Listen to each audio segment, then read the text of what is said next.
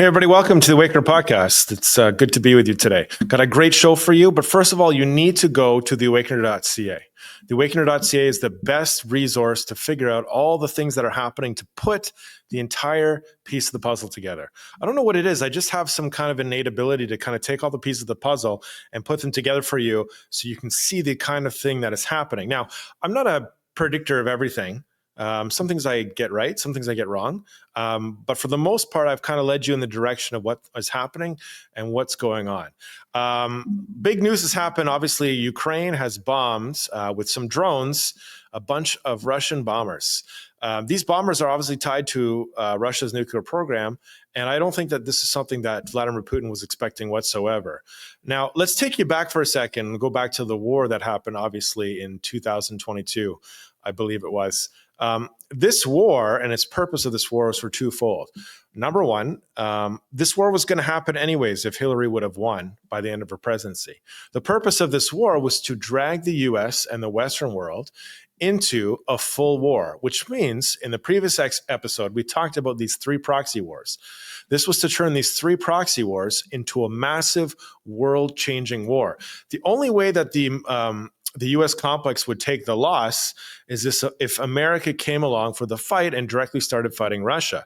So as you know, and as I've detailed for you, it's very easy to figure out when you follow the money and you look at obviously Zelensky's background and who he used to work for, John Podesta's background and who he used to work for, that the Ukrainians and the Russians are all working together. This is much like we talked about Iran's nuclear program when Kazakhstan was covertly working to help Iran's nuclear program. The same thing is going for Ukraine. Ukraine, George Soros and his groups, and Vladimir Putin, Russia, have all been working together to kind of set the trap for the U.S. complex. And they've been doing this for quite some time. Now, when we get back to what's happening, Mike had a very interesting question for me when he came in because he started talking about these bombers. The biggest proxy war started when Biden was in office. Russia attempted to do this war, number one, because the truth was going to come out about obviously Biden's and how they're connected to Ukraine and what they were doing and how they were all working for the Russians. So Russia was forced to start this war to stop the truth from coming out. And this is verified by the latest news that has come out. Russian media have shown everybody the peace proposal that was given at the latest meetings. Russia wants a complete surrender of Ukraine. And this is for one purpose and one person only, ladies and gentlemen. They want Ukraine back because they want to stop all the information coming out for what was happening in Ukraine. This is really an interesting thing, number one, because this was supposed to be a quick and easy end to this war. Obviously, if Hillary would have won, America would have come along for this war, and this would have been over very, very quickly.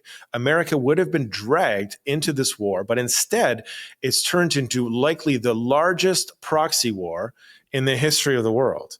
Look at all the people that have died on both sides to keep this war going, and it continues to go. Now, Trump came into office, and he said, well, I'm going to end all this war. It's going to be done with. I know how to answer it in one day. But looking back, I don't believe that he had the tools whatsoever to end this war. And unlikely, he's just acting like, oh, I want peace. I don't want any problems. Why is it that Ukraine is doing this? Why is it that Vladimir is doing this? None of this was sanctioned. We don't want any nuclear bombers to be taken out. We don't want any fight. And he's looking like the peace person in all this deal, when realistically, this proxy war is never going to end. This is like, both sides are investing a ton of money, a ton of resources into this war, have been, and it's just going to basically start the beginning of the end. Now, this is really interesting when it comes to a lot of other things and how it relates to, obviously, leaders in Europe and leaders in Canada as they start to organize around the truth coming out. The truth coming out, as we told you, once again, is that they're all working with Russia and they're all working with Ukraine, and this is a giant setup. So what are we going to do before the truth comes out? Well, we're going to organize together to enact some scheme, some military scheme to retain power. Carney has basically rejected all the American proposals for all these weapons. For what purpose? I mean, if you really believe, if you really wanted America to come to Ukraine and get involved with Russia, why on earth would you reject this dome that's going over America and Canada? It was been offered to Canada. Why would you reject any of this? In reality, these people do not want America and the Western world to win this war because as you know, they're working for this communist conspiracy. They're not working for us. And all this kind of is really interesting to see. You can see the leaders of Europe, and you can see the obviously King Canada here, Carney. They're all working together in this new military pact, putting a bunch of money and resources together to ensure that they still have power once this war is kind of resolved. There is going to be a war, ladies and gentlemen. Something is going to happen. One side is going to be forced to make their move because the truth is coming out. And the European Union, all George Soros' leaders, all these people are all working together to put a scheme into place to retain power once the truth comes out. It's going to be very interesting to watch, but go to theawakener.ca and I'll keep you up to date.